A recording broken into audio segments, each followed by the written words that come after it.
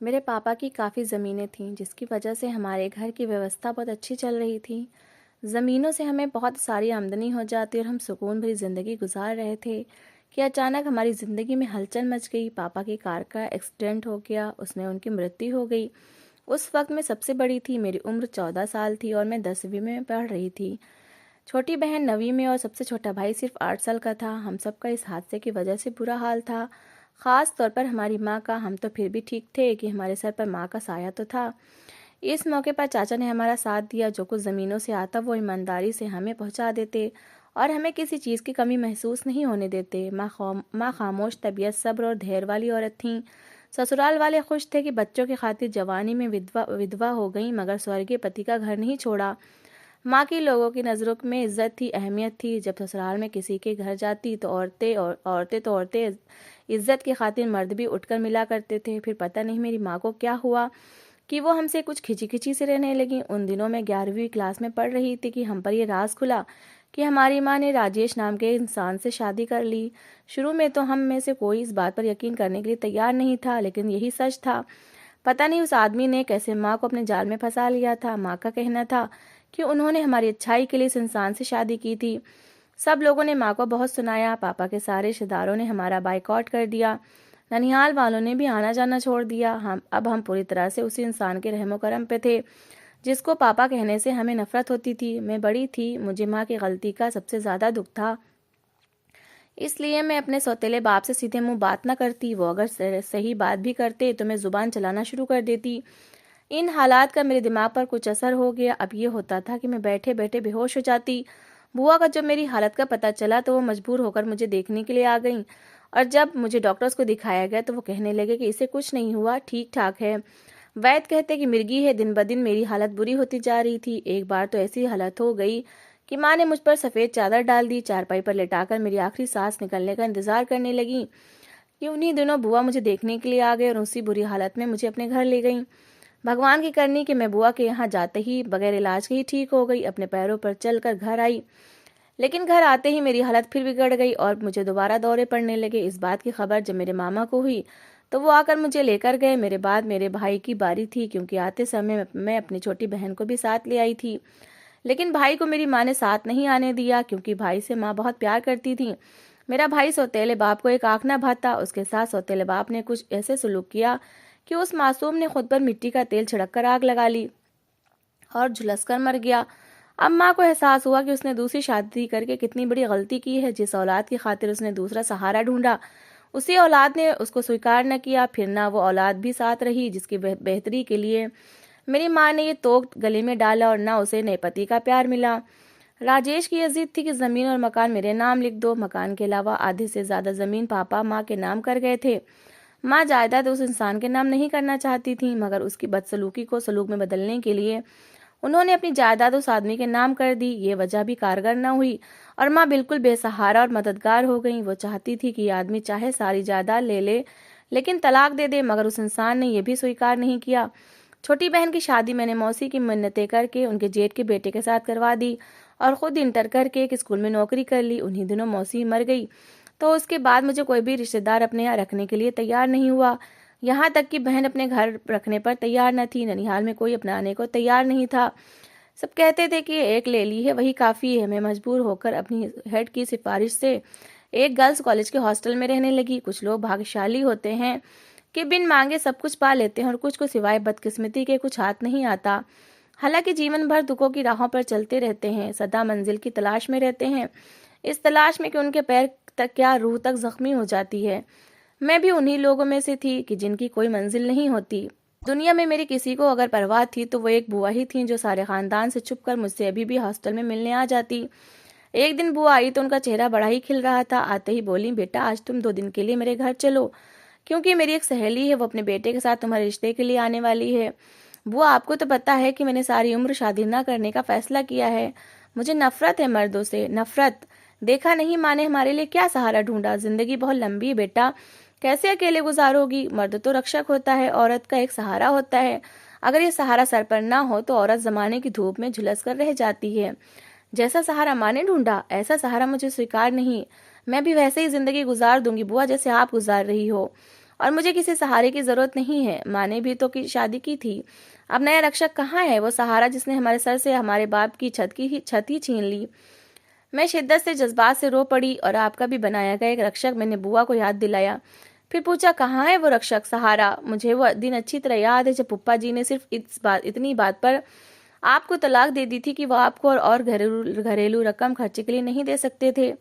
ऐसे सहारे का क्या फायदा, जिनको अपनी मासूम बच्चियों और अच्छी पत्नियों से कोई मतलब नहीं होता, जिनको अपनी अय्याशियों और पैसा औलाद से ज्यादा प्यारा होता है। बुआ को भी फूफा ने 12 साल पहले और प्यार मोहब्बत का सिला तलाक की सूरत में दिया था, और अपनी कम उम्र जवान सेक्रेटरी से ब्याह करने की खातिर बहाने से तलाक दे दी। उन्होंने तलाक देखते वक्त ये भी ना सोचा कि मेरी 2 मासूम बच्चियों का कौन सहारा होगा, कौन इनके सर पर हाथ रखेगा, कौन इनकी परवरिश करेगा। उन्होंने इन सबको अपनी जिंदगी से इस तरह निकाल फेंका था कि जैसे उनका इनसे कोई रिश्ता ही नहीं था। उसके बाद मेरी बुआ की बेटी आरती बहुत दुखी हो गई थी। मुझसे कहने लगी, आंचल, अगर कभी पापा जिंदगी के किसी मोड़ पर मिल जाए तो मैं उनसे ये जरूर पूछूंगी कि नाराजगी और गुस्सा अगर था तो माँ से था, हमारा क्या कसूर था, क्या बिगाड़ा था हमने आपका, जिसकी आपने हमें ये सजा दी कि मेरे सर से सहारा ही छीन लिया। दरअसल वो मुझे ये समझा रही थी कि तुम तो बाप के सितम पर रो रही हो, हमें देखो, हम सगे बाप की संगदिली का निशाना बन गए। तभी मुझे और भी ज्यादा मर्दों से नफरत महसूस हुई थी। तभी मैंने फैसला किया कि बिल्कुल शादी नहीं करूंगी। सब मर्द एक जैसे नहीं होते बेटी, वो बहुत अच्छा है, लड़का है, मान जाओ। मेरी बच्ची अपने मामा के साय में है, उनके रिश्ते कहीं ना कहीं हो ही जाएंगे, लेकिन तुम अकेली रहती हो, तुम्हारा रिश्ता होना बहुत मुश्किल है। वो देर तक समझाती रही, तुमने मर्द का सिर्फ एक रुख देखा है, मान जाओ मेरी बच्ची। बुआ ने मिन्नतें की तो उनकी खुशी की खातिर मैं मजबूर होकर उनके साथ चाचा के घर आ गई। अगले दिन रोहन की माँ आई, मुझे देखकर पसंद कर लिया। शादी की तैयारियां जोरों से होने लगी। वो अपने माँ बाप का इकलौता बेटा था। वो दिन भी आ गया जब चाचा के समझाने पर मैं दुल्हन बनी और विदा होकर रोहन के घर आ गई। आज माँ की बहुत याद आ रही थी, आंसू मेरी आंखों से टपक रहे थे। काश उस वक्त वो मुझे दुल्हन बना हुआ देखती, अपने हाथों से विदा करती, लेकिन मैं तो थी ही बदनसीब कि ऐसे मौके पर भी न बाप का साया था और न ही मैं माँ का आशीर्वाद ले सकी थी। शादी के बाद कई हफ्ते तो सैर व तफरीह में गुजर गए, मगर पहली बार खुशी और सुकून की एक झलक देखी थी। रोहन वाकई बहुत अच्छा साबित हुआ। सास, नंदे, ससुर सभी अच्छे से पेश आते। इतनी खुशी मिल जाने के बावजूद पास्ट की उदासी अब भी किसी वक्त मुझे अचानक से घेर लेती थी। तब मैं दुखी हो जाती और उन लम्हों को भुलाने के लिए गाने सुनती। ये बात मेरे पति को बहुत बुरी लगती। वो कहते थे कि आंचल, आखिर तुम ये दुख भरे गाने क्यों सुनती हो, जब खुशियों भरी जिंदगी मिल गई है और मैं भी तुम्हारा हूँ, तो फिर जिंदगी से भरपूर खुशियों भरे गीत सुनो ना। जब भी वो मुझसे ये शिकवा करते, मैं यही जवाब देती कि मुझे गाने अच्छे लगते हैं, इनसे मेरे दिल को सुकून मिलता है। तो वो चुप हो जाते। इस मनहूस दिन भी रोहन ऑफिस से वापस आए तो बहुत थके हुए थे। ऑफिस में काम बहुत था, तबीयत भी कुछ ठीक नहीं थी। मैं खाने वगैरह से फ्री होने के बाद अपनी पसंद का गीत सुन रही थी कि जब वो आए। मैं आंखें मूंदे लेटी थी और ऐसी गुम थी कि मुझे उनके आने का जरा भी एहसास नहीं हुआ। गाने के बोल मेरे कानों में रस घोल रहे थे। क्या बकवास है ये, रोहन ने झुंझलाकर हैंड फ्री निकाल दिया। 1000 बार कहा है कि मत सुना करो, मगर तुम्हें कब मेरी बातों की परवाह है। ना जाने कौन सा दुख है तुम्हें, कौन जुदा हो गया है तुमसे जिसकी वजह से दर्द भरे गाने सुनती रहती हो। मैं उनके अनजाने शक पर हैरान थी। ये क्या कह रहे हैं, क्या सोचते हैं आप, जब मैं अपनी पसंद के गाने सुनती हूँ? हालांकि मेरा पास्ट तो बेदाग शीशे की तरह साफ था और इस पर किसी मर्द का नाम तो क्या छवि तक पर नहीं पड़ी थी, पर वो थे कि आज आपे से बाहर होके चिल्ला रहे थे, जिसको मैं अपना प्यार और जीवन साथी और अच्छा इंसान समझा करती थी। रोहन कह रहा था कि आंचल, तुम्हें खुद को मेरी ख्वाहिश के मुताबिक बदलना होगा। अगर ऐसा नहीं कर सकती तो चली जाओ मेरे घर से। मैं ये बर्दाश्त नहीं कर सकता तो कि तुम मेरे अलावा किसी और के बारे में सोचो, किसी बिछड़े हुए याद लिए हर वक्त उदास गाने सुनती रहो। वो मुझे कहकर चला गया और मैं सुन बैठी रह गई कि इसको हो क्या गया है। मेरे तो वहम और गुमान में भी नहीं था कि मेरा पति, मेरा रक्षक, मेरा सहारा मुझ पर इतने घटिया इल्जाम लगा सकता है। भगवान गवाह है कि मैंने अपने दिल की गहराइयों से उसे चाहा था, उसकी पूजा करती थी मैं। मेरे दिल में सिर्फ रोहन की तस्वीर छपी थी, क्योंकि वही मेरा सब कुछ था। अपने पापा के बाद मैंने रोहन का ही प्यार देखा था, उस पर एतबार किया था। मेरा जो ये ख्याल था कि मुझे मर्द जात से जो नफरत थी वो रोहन की शादी के बाद खत्म हो चुकी थी। इसका उदास भरे गाने सुनने से कोई संबंध नहीं था, ये तो मेरा मिजाज बन चुका था। मैं ये भूल ही गई थी कि रोहन भी एक मर्द है, कि वो औरत पर जब चाहे इल्जाम लगाते हैं और कोई उससे पूछने वाला नहीं। काश रोहन तुम ना कहते ये सब कुछ, मैं तो पहले ही आग में जली हुई थी। तुमने तो ये तक ना पूछा कि आंचल, आखिर तुम्हें दुख क्या है जो तुम ये गाने सुनती हो। मेरा तो ऐसा मिजाज बन गया था। पापा का कार हादसे में देहांत हो जाने के बाद से हालात की कटुता की वजह से मैं ये गाने किसी बिछड़े हुए आशिक की मोहब्बत में नहीं सुनती थी, मगर हाँ, अपने दिल को बहलाने के लिए उदासी भरे गीत में सुना करती थी। मगर मुझसे पूछने की जरूरत भी क्या थी? मेरे दुखों से आखिर तुम्हारा क्या वास्ता? और कितनी आसानी से तुमने कह दिया कि चली जाओ। हाँ, मेरा जाना ही बेहतर है। मैंने कहा था तुम्हें मुझ पर एतबार नहीं रहा, इसलिए मैं तुम्हारे घर से जा रही हूँ। तुमने फिर भी मुझे ना रोका और ना बैग रखवाया। एतबार की बुनियाद पर ही पति पत्नी का रिश्ता टिका होता है। किसी गैर का सोचना भी उस एतबार की बुनियाद में दरारें डाल देता है। तब इस मजबूत बंधन की इमारत पल भर में जमीन में धंस जाती है।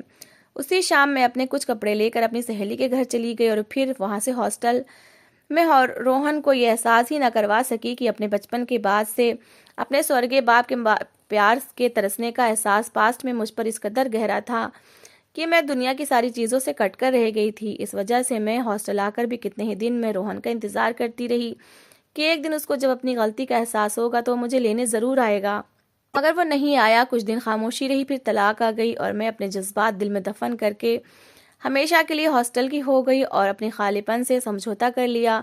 जो थोड़ी सी रकम ज़मीन बेचकर विरासत में मुझे मिली थी, उसको चाचा ने हम दोनों बहनों में बराबर बांट दिया और मैंने उस रकम से एक छोटा सा घर खरीद लिया था कि सर पर बाप का साया ना सही, बाप की विरासत से खरीदे मकान की छत तो है जो मुझे मौसमों के सर्द और गर्म से बचा सके। 6 साल तक मैं अकेली जिंदगी के सर्द गम सहती रही। स्कूल में दोबारा नौकरी मिल जाने से मुझे सुकून मिला। मैं सोच भी नहीं सकती थी कि जिंदगी में एक बार फिर कोई खामोश तूफान आएगा। मार्च में मेरे स्टूडेंट्स के एग्जाम थे जब मेरी मुलाकात मेरी बुआ की लड़की आरती, उसके जेठ और जेठ की बेटी से हुई। उसने उनका नाम अनिकेत और उनकी बेटी का नाम रुचि बताया। मुझे रुचि को ट्यूशन पढ़ाने के लिए कहा गया था। मैंने माफ़ी चाही कि वक्त कम था और एग्ज़ाम सर पर थे, मगर मैं आरती की जिद पर हामी भर ली। रुचि रोज़ अपने पापा के साथ पढ़ने आने लगी। 2-4 दिनों में अंदाज़ा हो गया कि अनिकेत अच्छा इंसान है। ना चाहते हुए भी मैं उनको ड्राइंग रूम में बिठा देती। वो इंतज़ार करते रहते और जब रुचि 1.5 घंटे बाद पढ़ाई से फ्री होती तो उसको साथ लेकर चले जाते। एक दिन उन्होंने वक्त मांगा कि मुझसे कुछ बातें करना चाहते हैं। मैंने माफ़ी चाही क्योंकि अक्सर किसी भी वक्त मेरी स्टूडेंट मुझसे पढ़ाई में मदद लेने के लिए आती थीं। उन्होंने ज़िद की कि मेरी दावत स्वीकार कर लें और मेरे घर पर आएँ ताकि आपसे कुछ ज़रूरी बातें जो कहना चाहता हूँ कह सकूँ। मैंने सोचा कि बेटी के बारे में कुछ मसले होंगे, तो मैंने उनसे उनके घर पर जाकर बात करने का वक्त दे दिया।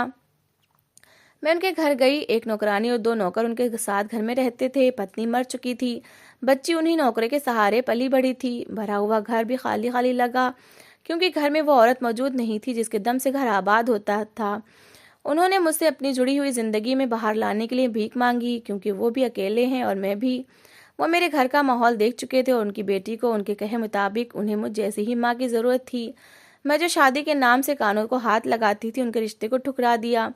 ये कहकर कि मर्दजात से मेरा एतबार उठ गया है, मैंने उनकी ऑफ़र एक्सेप्ट करने से माफ़ी मांगी और हम अपने माथे पर बल डालकर घर आ गई। उसके बाद वो मेरे घर नहीं आए, लेकिन दिल में एक चुभन छोड़ गए। आज जब शादी की उम्र नहीं रही तो जाने किस बात का अफसोस है जो कसक बनकर दिल को दबोच लेता है। शायद आने वाले बुढ़ापे में तन्हाई का खौफ या औलाद से वंचित होने का एहसास, या फिर मैं जानती कि इस जज्बे को क्या नाम दूँ। लेकिन कभी कभी लगता है कि एक बार बहार ने दस्तक दी, मगर मैंने उसको अपनी बेवकूफ़ी की वजह से खो दिया। अगर मैं अनिकेत पर भरोसा करके घर बसा लेती और रुचि को माँ का प्यार दे देती तो भगवान मुझे माँ के पद पर बैठा देता। ये चुभन आज भी है मेरे दिल में। तो दोस्तों, इस कहानी को लेकर आपकी क्या राय है कमेंट बॉक्स में ज़रूर बताएं और अगर कहानी अच्छी लगी हो तो प्लीज़ लाइक करें। अगर आपने हमारे चैनल को अभी तक सब्सक्राइब नहीं किया तो ज़रूर कर लीजिए। तो मिलते हैं ऐसी एक मोटिवेशनल कहानी के साथ। Thanks for watching.